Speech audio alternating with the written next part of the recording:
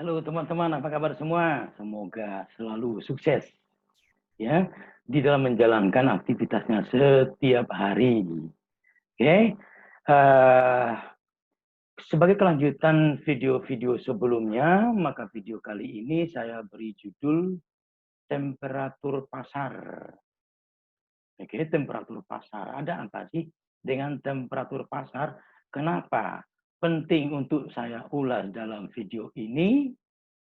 Oke, ingat ya, kita harus terus menambah muatan kerucut imajiner kita untuk mendapatkan ilmu-ilmu yang bermanfaat, relevan dengan bangunan mahakarya kita, dan tentunya dari narasumber berkualitas.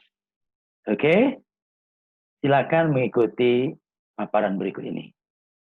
Coba Anda lihat, saya memegang sebuah kertas yang di tengahnya saya buat lingkaran. Oke, lingkaran besar dan lingkaran kecil di dalamnya dan kecil sekali di tengah-tengahnya.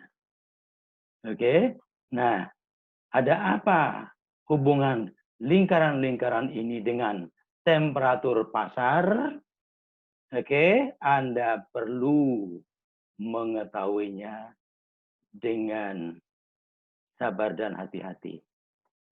Kenapa harus dengan sabar dan hati-hati? Ingat, dalam konteks olah sikap, kita memberikan penjelasan pemahaman yang berbeda daripada materi-materi lainnya. Ya, sabar dan hati-hati di sini dalam konteks marketing kita tidak menggunakan bagaimana memancing emosi orang. Kita hindari bagaimana marketing atau pemasaran cara-cara yang manipulatif. Ya, karena dengan demikian, kalau sudah ada cara-cara yang manipulatif, itu membuat orang biasanya mengambil keputusan tidak dengan cerdas.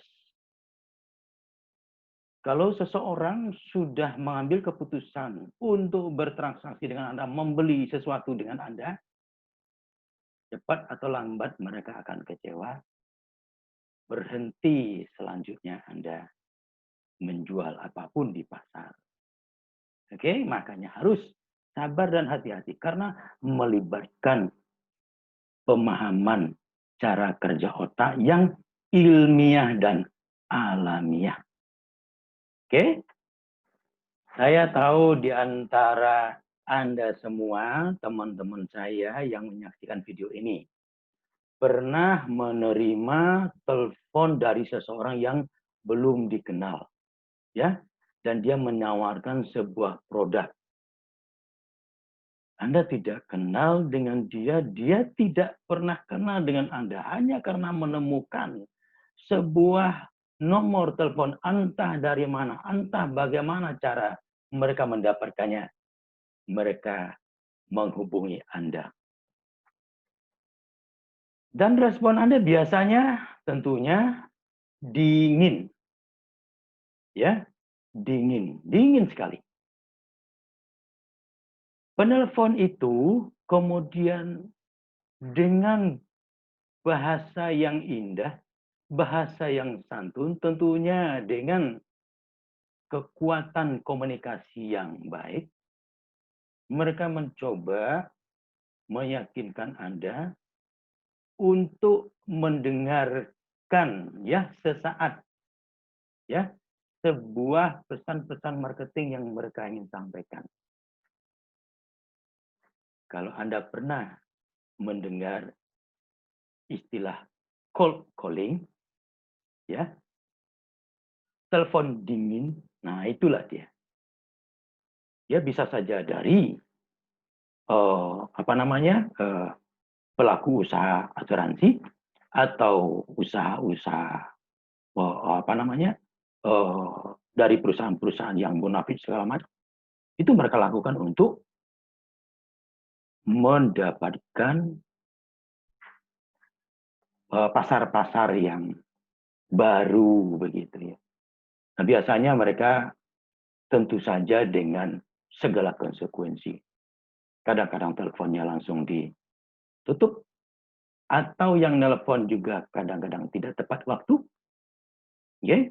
Nah, apa yang terjadi kemudian Anda mendapatkan respon yang sangat-sangat dingin. Hal yang sama terjadi ketika Anda berada di sebuah pusat perbelanjaan, seseorang menghampiri Anda dan menunjukkan sebuah produk. Ya, apakah parfum, apakah ya produk-produk yang bisa ditunjukkan kepada Anda, apapun itu. Anda tidak kenal dia, dia tidak kenal Anda. Dan respon Anda biasanya sama. Penuh curiga, penuh prasangka. Apakah orang ini berniat menipu, mengganggu, atau malah punya modus-modus tertentu? Itu akan selalu terjadi. Ya, kita sebut hal-hal yang semacam ini, teman-teman, dalam lingkaran atas. Coba lihat, saya tulis huruf C. Itu namanya pemasaran dingin atau cold market. Atau cold market. Kenapa disebut pemasaran dingin? Karena memang pada saat itu belum ada rasa, belum ada hubungan, belum ada sesuatu kontak pun antara Anda sebagai penjual dengan calon pembeli. Suasana masih sangat asing, begitu. Dan Anda masih sangat-sangat hati-hati kalau melaksanakan tugas-tugas atau mempraktikkan cara-cara pemasaran dingin ini. Siap ditolak, siap tidak dilayani, siap untuk tidak direspon sama sekali.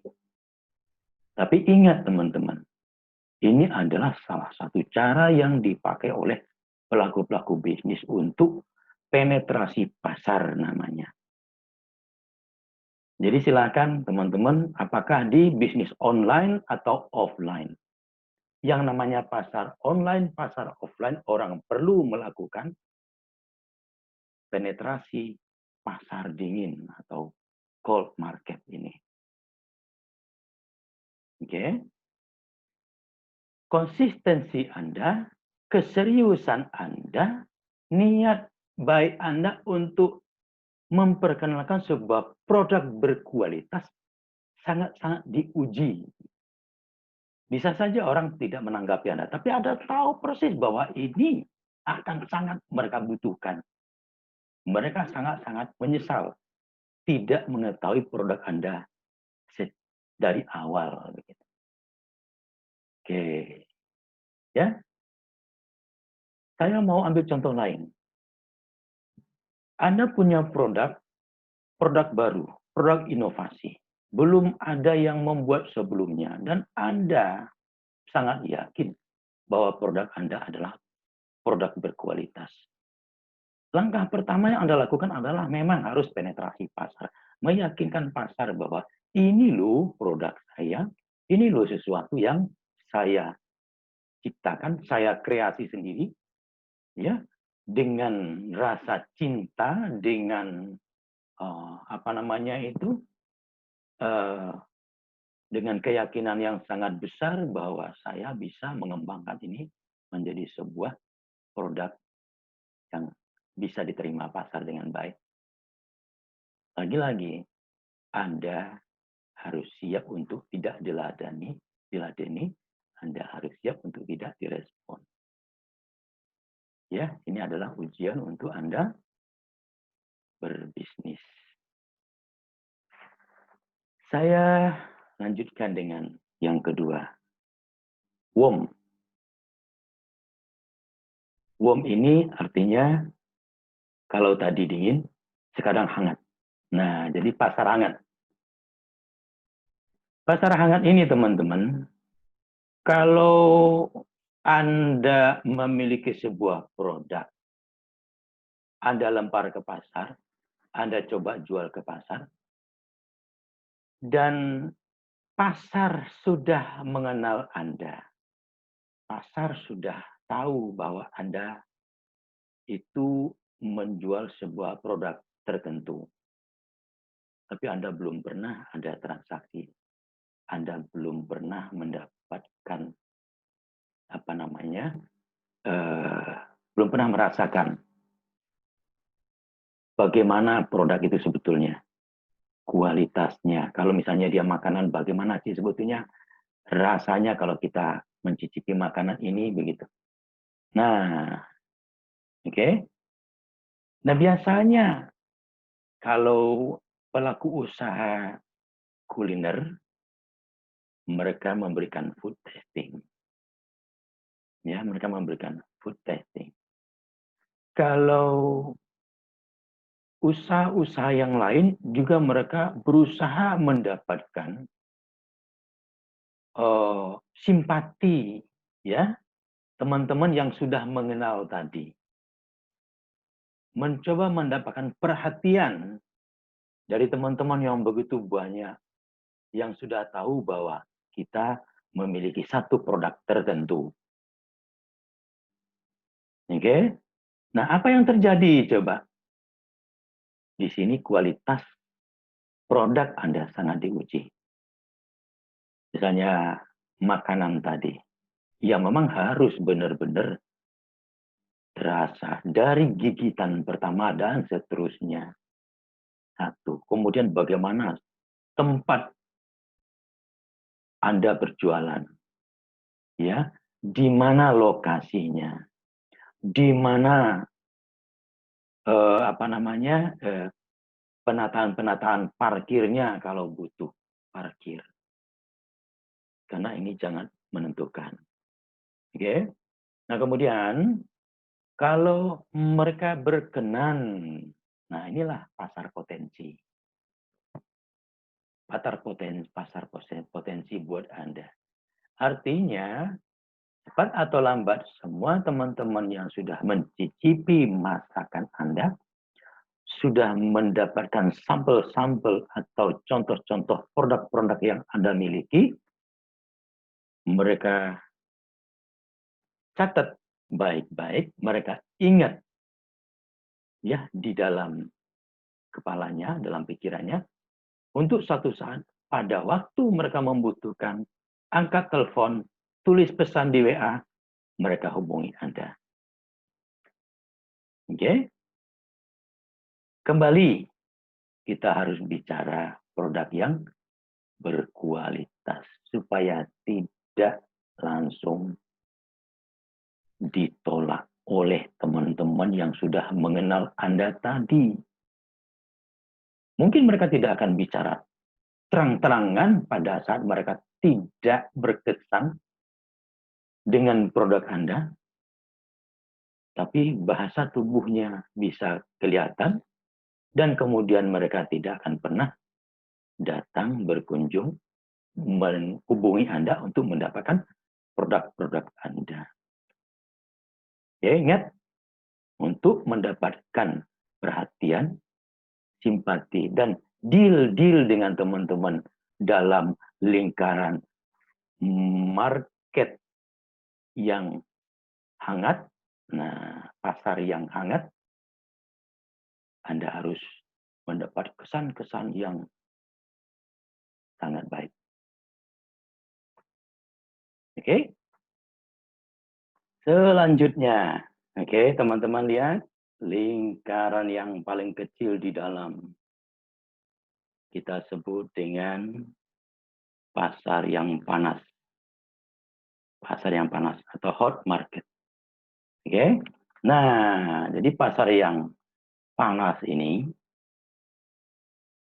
adalah teman-teman yang sudah mengetahui apa produk Anda, sudah pernah bertransaksi dengan Anda, sudah pernah beli begitu.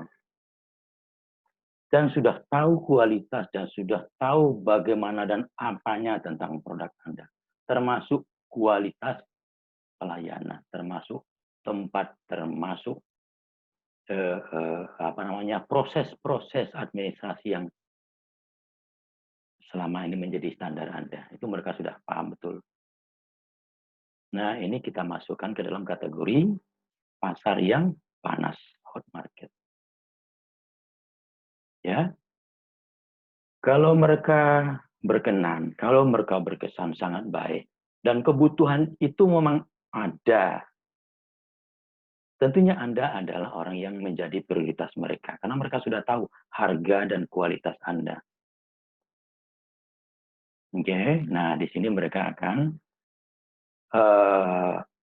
kita harapkan untuk menjadi loyal customer. Dan Anda mendapatkan yang namanya repeat order. Ya, pengulangan order. Nah, biasakan membuat sejumlah klien yang sudah pernah bertransaksi dengan Anda, dan itu kita jadikan prioritas untuk mendapatkan omset. Omset mingguan, omset bulanan. Untuk terutama menghidupi perusahaan, memastikan bahwa perusahaan kita memiliki kecukupan dana untuk beroperasi. Ya. Dan pada saatnya bertransaksi, Anda tidak kekurangan uang, tidak kelimpungan mencari dana dari sana dari sini, tapi betul-betul dana dari hasil yang Anda peroleh itu yang Anda harus lakukan. Namanya likuiditas Anda terjaga. Oke, nah jadi berat sekali memang menjaga hot market ini supaya tetap panas, Karena kalau sudah dingin dia nanti, Anda kekurangan omset bulanan. Karena kalau sudah ada yang tidak sesuai dengan ekspektasi klien Anda atau customer Anda, itu nanti Anda harus bekerja keras lagi, meyakinkan lagi, memenangkan kembali hati mereka yang sudah rusak. Karena risikonya Anda akan kehilangan omset bulanan begitu. Oke? Perusahaan-perusahaan besar memberikan cara-caranya sendiri supaya hot market tetap hot. Dengan cara entertain, dengan cara membuat event-event tertentu, melakukan kunjungan-kunjungan secara teratur, customer visit, melakukan evaluasi, reevaluasi terhadap produk-produk yang kemarin sudah disampaikan, sudah diberikan, sudah di-deliver kepada customer tersebut. Untuk apa? Untuk menjaga hot market tetap hot, jangan turun suhunya.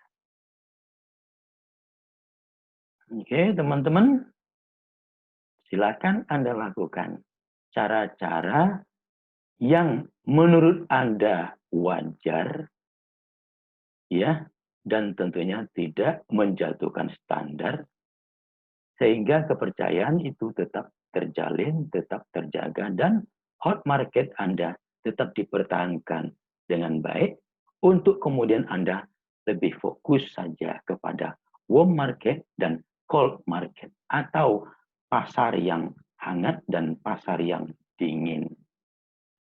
Oke, begitu ya. Oke, teman-teman, semoga 3 poin ini betul-betul menjadi perhatian Anda dalam membangun pasar, membangun image, menciptakan gambaran-gambaran yang positif terhadap produk Anda dari pasar. Oke. Kenapa harus sedemikian hati-hati? Karena kita jangan menganggap bahwa pasar itu bisa dimanipulasi. Pasar itu membutuhkan produk berkualitas Dan kemudian calon-calon pembeli itu semuanya cerdas. Jadi kalau Anda gunakan teknik-teknik marketing manipulatif, misalnya diskon, misalnya teknik-teknik periklanan yang mempengaruhi calon-calon pembeli,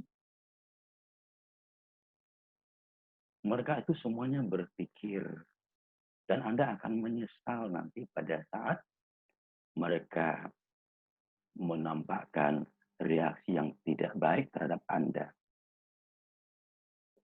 Oke, terutama teman-teman yang masih mengelola usaha kelas UKM, UMKM terlebih lagi.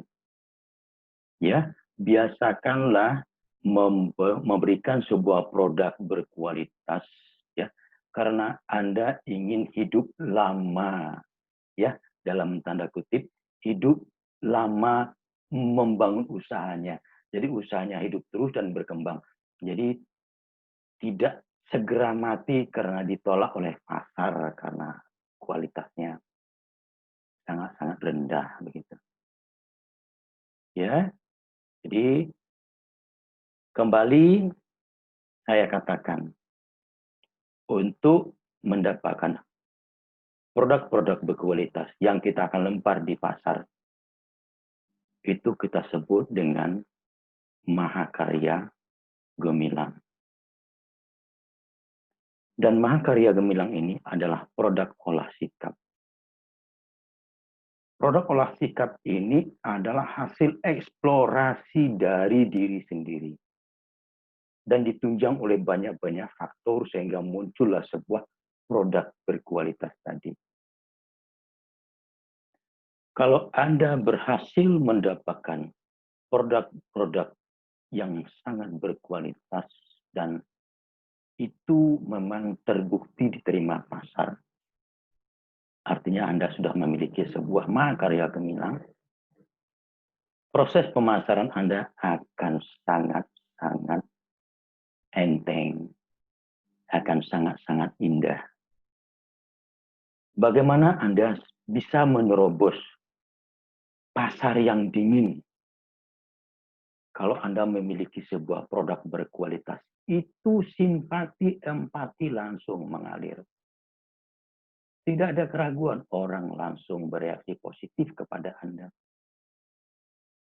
Juga teman-teman yang sudah Anda kenal, name list yang Anda sudah kantongi sejak lama, mereka itu adalah orang yang sudah kenal dengan Anda, sudah tahu produk Anda, mereka tidak akan kecewa. Mereka sangat-sangat senang dan suka sekali dengan produk Anda ini. Oke? Apalagi yang hot market, yang terkategori dalam hot market. Mereka itu akan sangat-sangat terbantu dengan produk yang Anda miliki. Mereka akan sangat-sangat suka dan berterima kasih kepada Anda karena Anda memiliki sesuatu yang mereka sangat-sangat butuhkan. Oke teman-teman ya. Jadi pasar itu harus diposisikan sebagai pasar yang cerdas. Tantangannya adalah Anda harus mendapatkan produk-produk berkualitas. Dan produk berkualitas adalah hasil dari proses yang lama dan memerlukan waktu.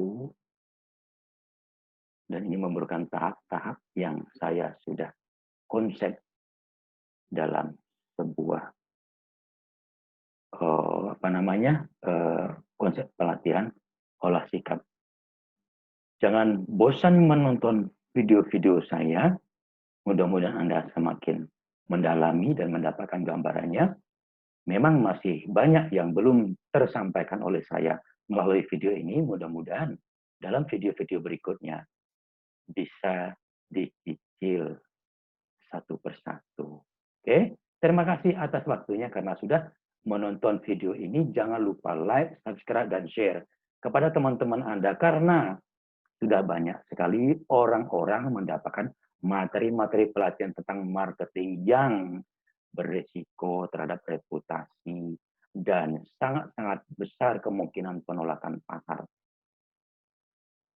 Silakan Anda cari tahu lebih jauh. Terima kasih. Salam olah sikap.